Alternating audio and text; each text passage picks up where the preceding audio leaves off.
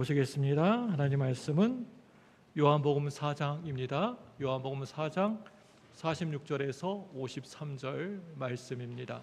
제가 가지고 있는 성경 신약 성경 148쪽 즈음에 있습니다.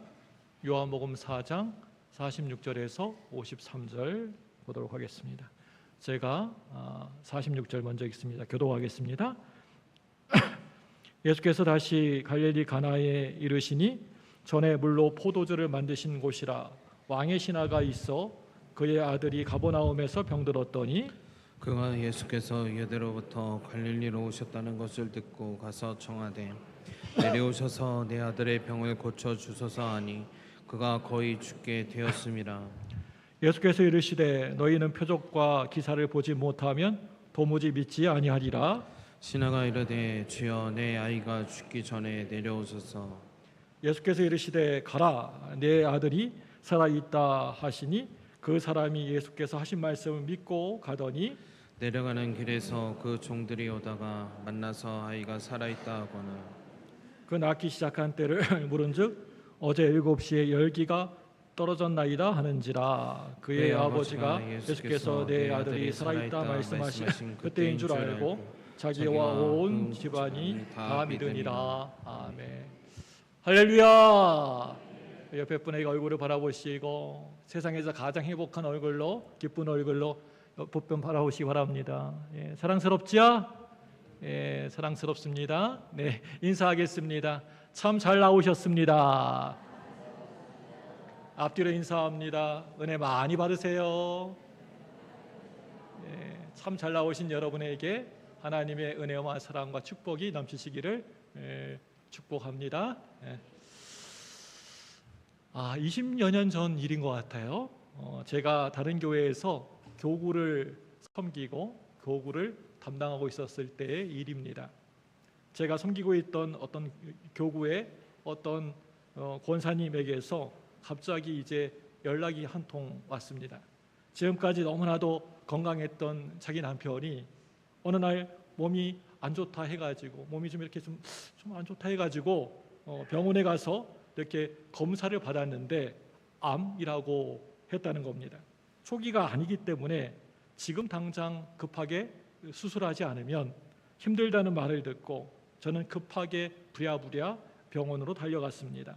병원에 이제 들어갔더니 권사님은 울고 계셨고 환자는 침대에 누워 계셨는데 그분은 제가 가가지고 인사를 안녕하세요 하고 이렇게 인사를 드렸는데도 대꾸도 없이 그냥 저를 그냥 고개를 확 돌리고 외면하시는 겁니다. 사실 그분은 교회에 전혀 다니지 않던 분이셨습니다.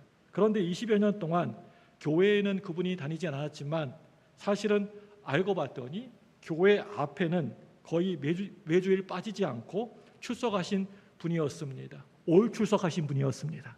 여러분, 이게 무슨 이야기냐면요, 그분은 그 부인을 데려다 주기 위해서 매주일 꽤 먼 거리였는데 멀리서부터 교회까지 오시긴 했지만 단 한 번도 교회 안에 들어가서 예배는 참석하지 않고 주변을 갈 데가 없어가지고 이제 그 예배 드린 시간 동안 뭐 하겠어요, 이 남편이요.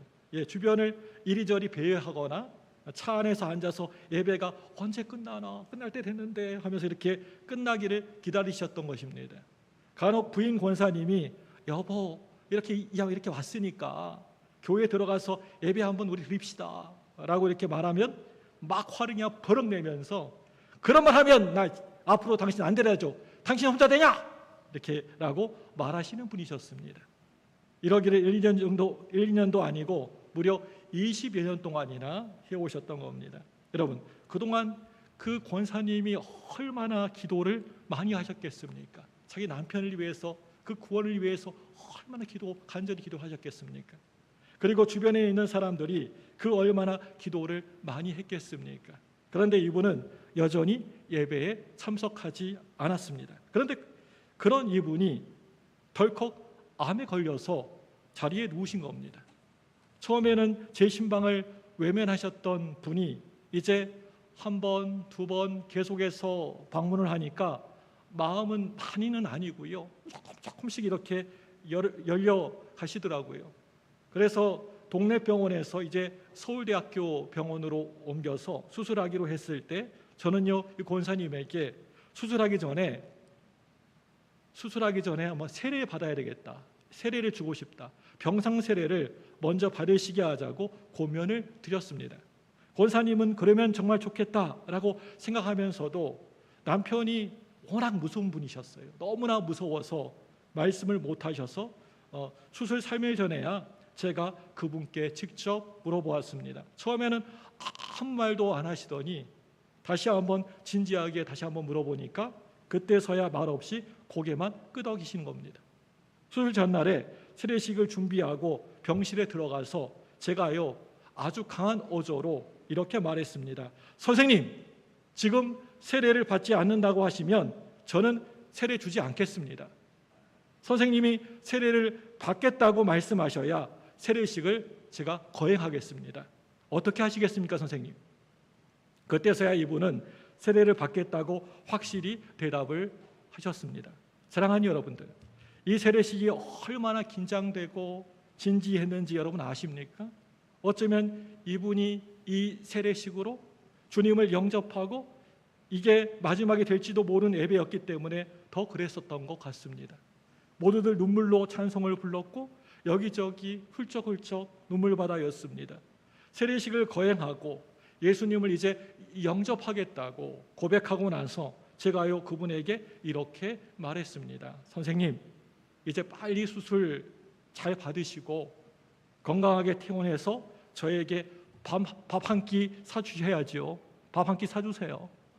그 다음날 수술하기 전에 제가 아침에 가서 기도하고 오후에 전화를 받았습니다. 목사님, 정말 너무나 놀라운 일이 벌어졌어요. 배를 열어보았는데 암이 아니랍니다. 의사들도 당황스러워가지고 이런 일이 없는데 요즘 얼마나 CT라든지 뭐 이런 것들이 정확합니까? 자기들도 모르겠다는 거예요. 그 이유를요. 예, 오진이 난 거예요. 그게 뭐 사라져 버렸던가 아니면 그게 오진이던가 아무튼 어쩔 줄 몰라 하고 있다는 겁니다. 의사들이 당황스러워가지고 권사님이 너무 좋아서 우시더라고요. 그리고 3일 후에 그분은 퇴원하셨습니다. 회복이 된 후에 제가 부활주일이었던 것 같아요. 부활주일 전날에 그분에게 전화했습니다. 선생님, 지난번에 약속하셨던 식사 한번 사셔야죠. 내일은 부활주일입니다. 내일 교회에서 제가 기다리고 있겠습니다. 그런데 정말 부활주일에 그분이 오신 겁니다. 교회 안으로 첫 발을 내디뎠던 날이었습니다. 그리고 예배 마치고요, 함께 그분과 점심을 먹었습니다. 그 후로는 그분은 교회에 꾸준히 나오고 계십니다. 교회 앞이 아니라 교회 안으로. 저는요, 이 사건에서 하나님의 방법을 발견하게 되었습니다. 아, 그렇구나. 하나님은 그 사람의 그 병을 고치는 것에, 병이 낫는 것에는 별로 관심이 없으시구나. 여러분, 아무리 병을 고쳐주고 낫게 해줘도 사람은요, 시간이 흐르고 때가 되면요, 결국에는 죽게 되어 있습니다. 성경에 보시면 예수님이 그렇게 고쳐주셨던 사람들, 그 병을 고쳐주시고 죽을 사람도 살려주신 그 사람들 지금도 살아 있습니까? 지금 한 사람도 없습니다. 나사로도 없고 다 죽어버렸습니다. 전도서 3장 1절 말씀입니다. 우리 한번 같이 한번 읽어보겠습니다. 전도서 3장 1절 시작. 범사에 기한이 있고 천하만사가 다 때가 있나니. 제가 전도서 새벽에 설교하면서 했던 말씀입니다. 다 범사에 기한이 있고 천하만사가 다 때가 있다. 하나님 관심은요, 우리 예수님의 초점은요, 여러분 생명구원에 있습니다. 믿음에 있습니다. 그 사람이 뭐 병이 들었고 고치고 거기에 관심이 없으세요. 그 구원에 있고 생명구원에 있고 믿음에 있는 것입니다. 20여 년 동안 그렇게 딱딱하게 길거와 같이 굳어 있었던 마음을 녹일 수 있는 방법은 저 방법밖에는 없었던 겁니다. 오늘 여러분 말씀을 보시기 바랍니다. 오늘 말씀 보시면요, 예수님이 갈릴리 가나에 다시 오신다는 그런 소식을 듣고 왕의 신하가 예수님을 찾고 있는 장면이 나옵니다. 우리 요한복음 4장 47절 보겠습니다.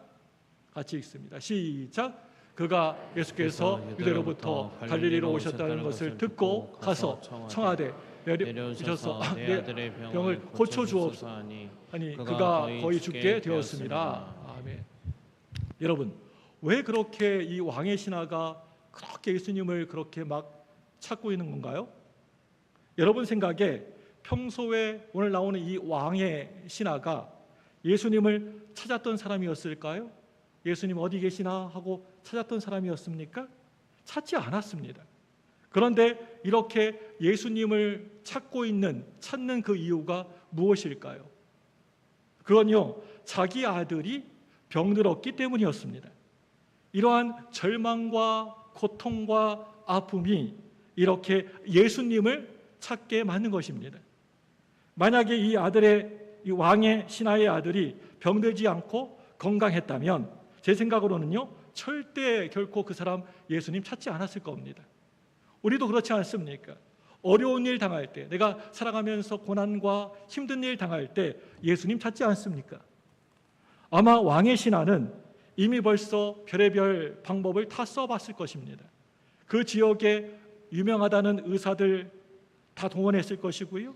또 그 당시에 최고의 무당을 불러가지고 푸닥거리를 한판 했는지도 모르겠습니다. 이제 막다른 길까지 오게 되었습니다. 아무 방법도 남아있지 않았습니다.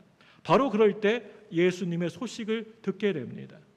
사랑하는 여러분들, 내 안에 뭔가가 가득 차 있을 때, 뭔가가 가득 내 속에 있을 때에는 하나님 말씀을 그때 들어도요, 복음의 메시지가 전혀 들리지가 않습니다.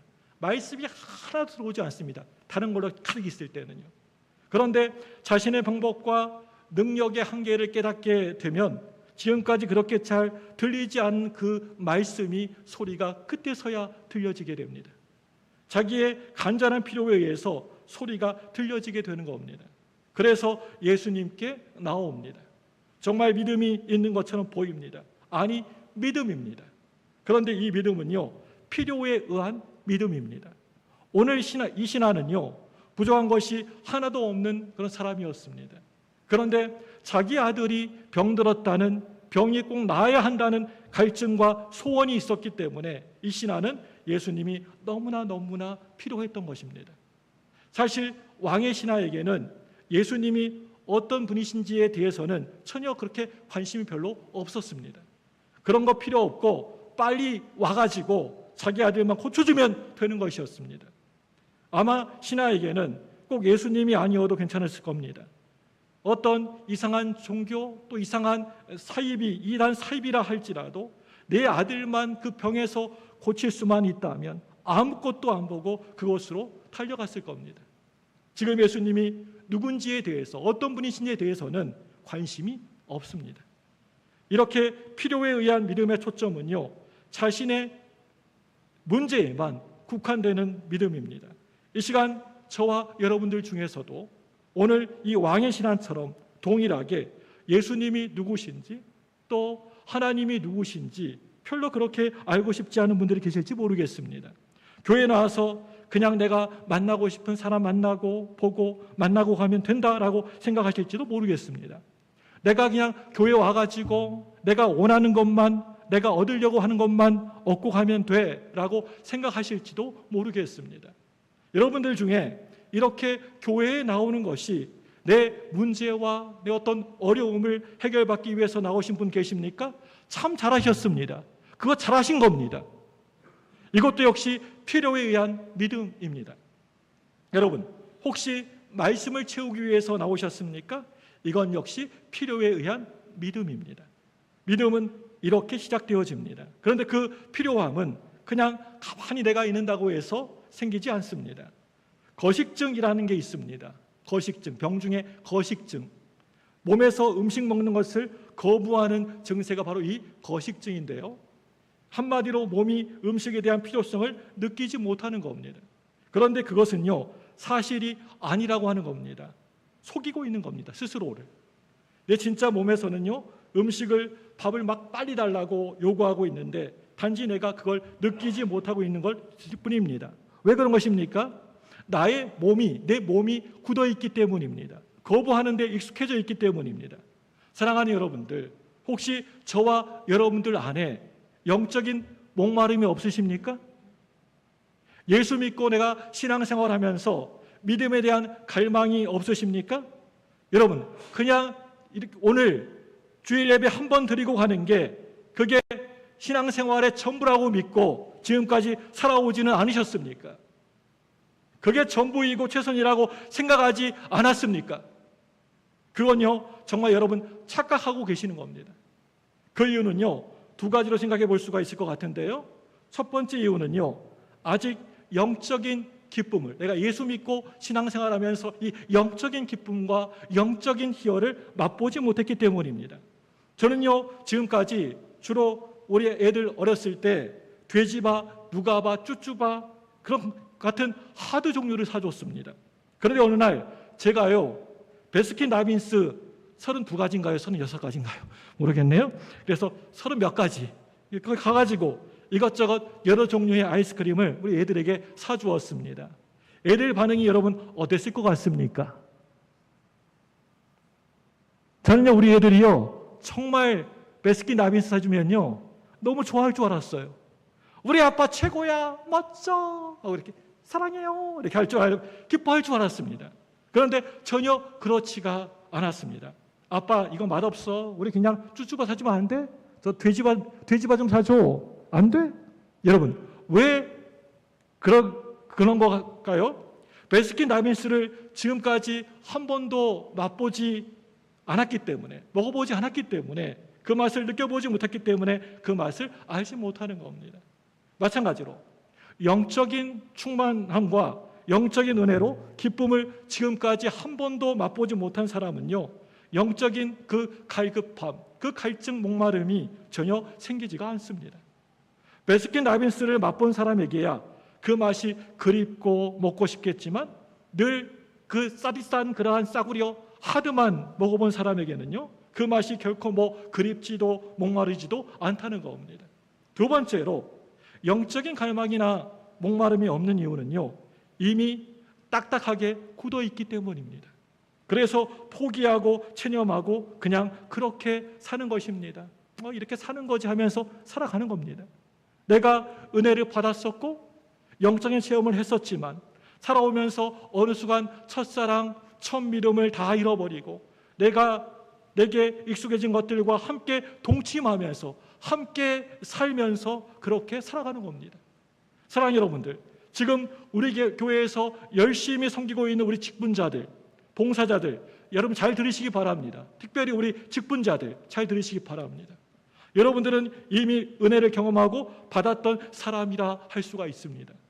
그래서 하나님 앞에 헌신을 다짐했고 하나님을 위해서 살겠다는 소명도 받았습니다. 그런데 은혜는 늘 언제나 현재적입니다. 내가 과거에 옛날에 받았던 것을 가지고 절대 결코 현재를, 지금을 살아가지 못합니다.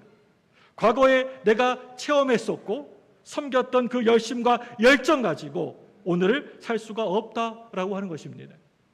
그 옛날 출애굽할 때 하나님이 이스라엘 백성들에게 내려주셨던 광야의 만나는요, 늘 언제나 그날 하루의 양식뿐이었습니다. 그걸 두고두고 못 먹었습니다. 그냥 하루만 지나도 다 썩어버리고 냄새가 나고 악취가 났습니다. 하루 먹는 하루의 일용한 양식이었습니다. 오늘 많이 받아두었다가 쟁여놓았다가 내일 아침에 다음에 먹을 수 있는 음식이 아니었습니다. 여러분, 은혜란 바로 이런 겁니다. 그래서 우리는 매일매일 영적인 갈증과 목마름을 느끼면서 살아가야 합니다. 그래서 내가 사람들을 대할 때, 우리 서로를 대할 때, 교회에서 우리 성도님들을 대할 때, 서로를 대할 때 절대적 섬김과 겸손으로 대해야 하는 겁니다. 이게 정말 여러분 너무나 중요합니다.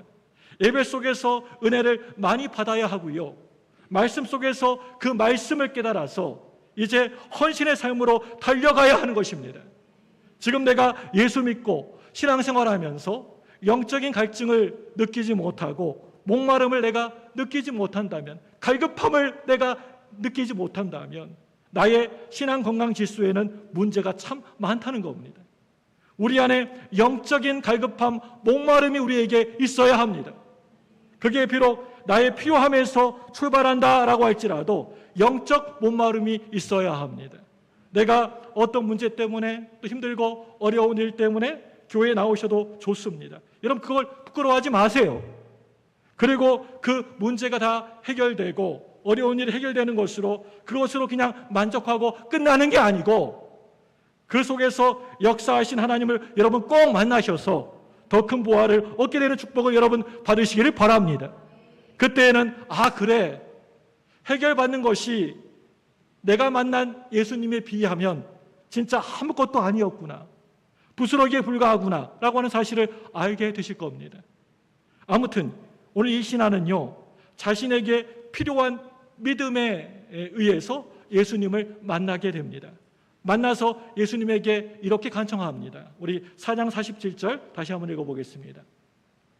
시작. 그가 예수께서 유대로부터 갈릴리로 오셨다는 것을 듣고 청하되 내려오셔서 내 아들의 병을 고쳐 주소서 하니 그가 거의 죽게 되었습니다. 여러분 뭐라고 하고 있습니까? 내려오셔서 내 아들의 병을 고쳐 주소서. 여러분 이 말은요, 예수님이 오시기만 하면 자기 아들의 병은 분명히 나을 것이라고 하는 믿음이 있었다라고 하는 그런 말입니다. 이 신하가 믿음이 없었던 게 아니에요. 믿음이 있었습니다. 그런데 이 믿음은요, 자기 자신의 필요에 의해서 믿고 싶은 믿음이었다는 것입니다. 믿음을 믿는데 필요에 의한 믿음이었습니다. 많은 사람들이 이것을 진짜 믿음, 참 믿음이라고 그렇게 착각하는 경우가 많습니다. 우리 주변에 많은 환자들이 있지 않습니까? 그 환자들 위해서 우리가 간절히 기도합니다. 새벽마다 기도하고 또 금요일날 모여서 합심해서 환우들을 환자를 위해서 두고 우리가 열심히 기도하지 않습니까? 그리고 기도하면서 우리는 우리의 믿음대로 그분이 꼭 나을 것 같은 생각을 하고 확신까지 하게 됩니다. 그런데 그분이 좋아지지 않고 돌아가시고 말았습니다. 그럼 우리는 절망에 빠지게 됩니다. 우리가 그렇게 믿고 간절히 정말 그렇게 기도했는데 이렇게 우리는 믿고 싶은 믿음을 그걸 참 믿음이라고 생각할 때가 많습니다.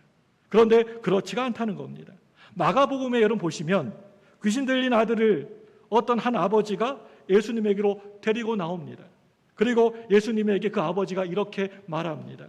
무엇을 하실 수 있거든 우리를 불쌍히 여기사 도와주시옵소서. 무엇을 할 수 있거든 도와주옵소서.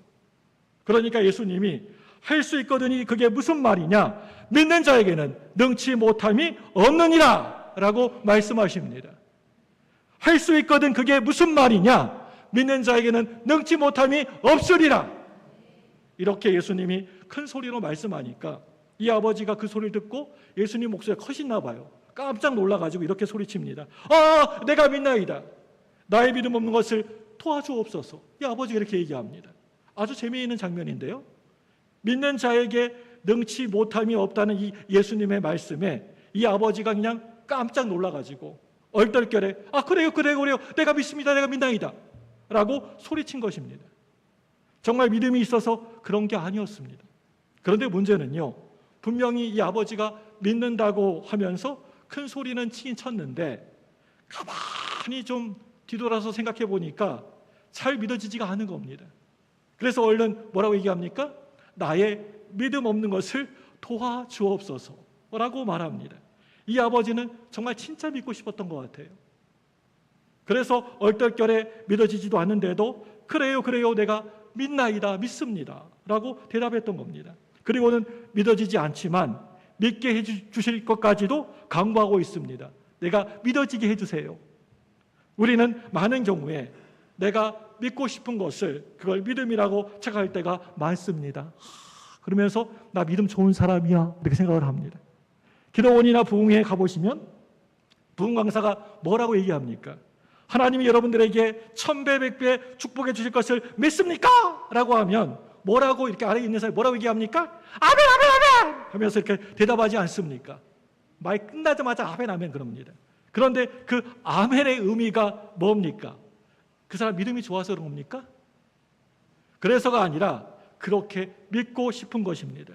그런데 그게요, 믿음의 본질은 아니라고 하는 것입니다. 사실 50절 말씀까지 보면 그들이 예수님께 찾아온 것은요, 그 믿음은 진짜 믿음 아니었습니다.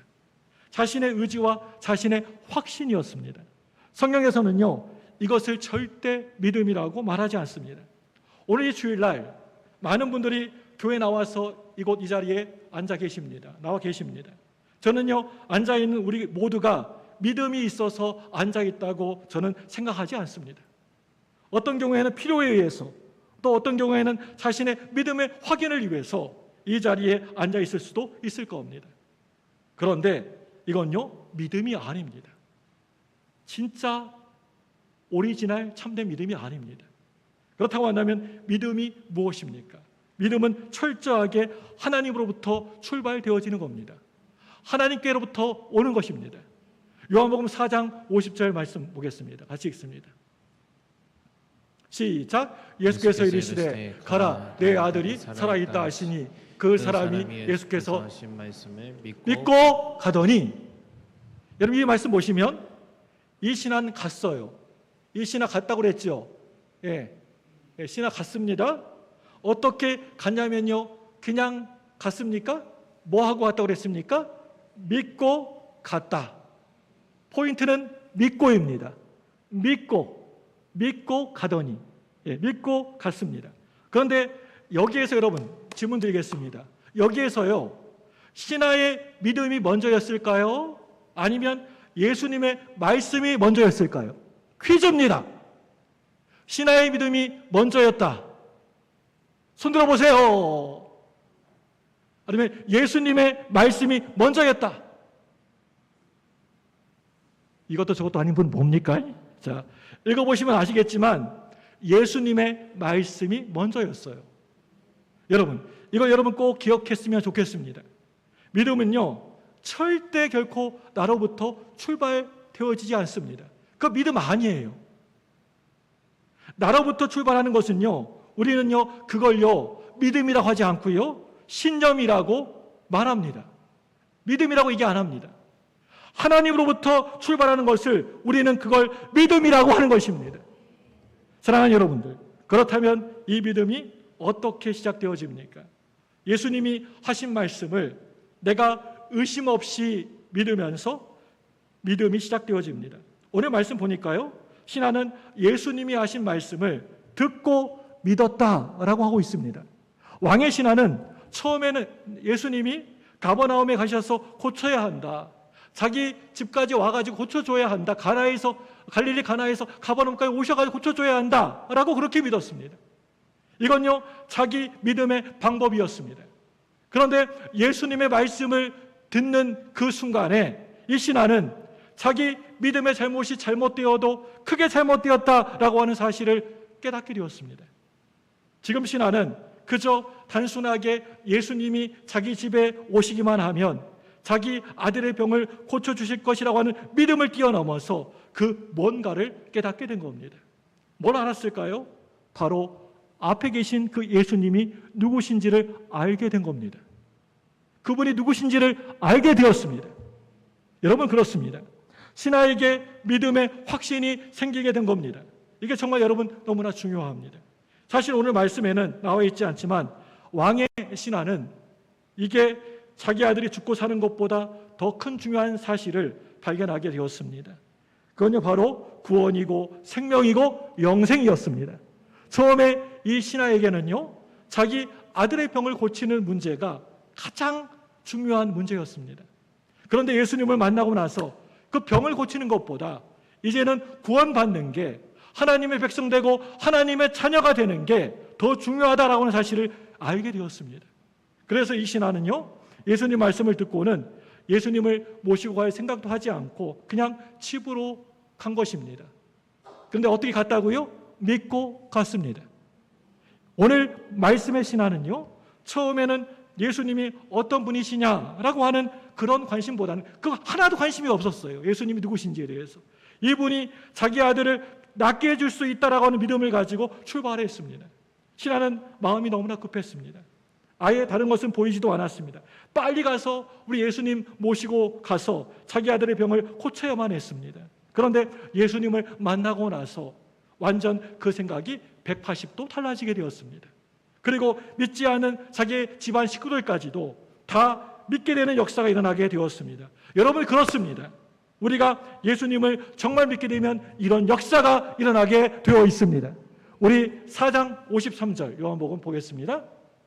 시작. 그의 아버지가 예수께서 내 아들이 살아있다 말씀하신 그때인 줄 알고 자기와 그 온 집안이 다 믿으니라. 아멘. 뭐라고 되어 있습니까? 자기와 그 온 집안이 어떻게 한다고요? 다 믿으니라. 할렐루야. 가족 구원 역사가 일어나게 되었습니다. 이렇게 믿는 역사가 일어나게 되었습니다. 바로 이것입니다. 사랑하는 여러분들, 지금 저와 여러분들은 날마다 놀라운 이적을 경험하면서 살고 있지 않습니까? 물 같은 저와 여러분들을 이미 맛 좋은 포도주로 만들었다는 사실, 그리고 죄로 인하여서 영원히 죽을 수밖에 없는 저와 여러분들을 오직 하나님의 은혜로 살게 하신 그 사실, 그리고 저와 여러분들이 지금 이 시간에 남들은 다 바닷가로 산으로 놀러가고 막 그랬을 텐데 지금 이 광주무등교회 예배 시간에 예배 드리고 있다는 이 사실이 우리에게 놀라운 기적이 아닙니까? 이게 기적이 아니고 또 뭐가 또 뭐 기적입니까? 아니 내가 이럴 수가, 내가 지금 여기에 있다니, 내가 이 예배의 자리에 있다니, 내가 광주무등교회 예배의 시간에 이 자리에 있다니. 저와 여러분들은 이 기적 가운데 나 스스로에게 이렇게 물어봐야 합니다. 하나님은 왜 나에게 이런 기적을 베풀어 주시는 것입니까? 왜입니까? 왜 저에게 이런 기적과 은혜를 베풀어 주십니까? 지금도 이 시간 저와 여러분들에게 질문하고 계십니다. 기도하겠습니다. 두 손을 번쩍 드시고 저를 한번 크게 따라서 해주시기 바랍니다.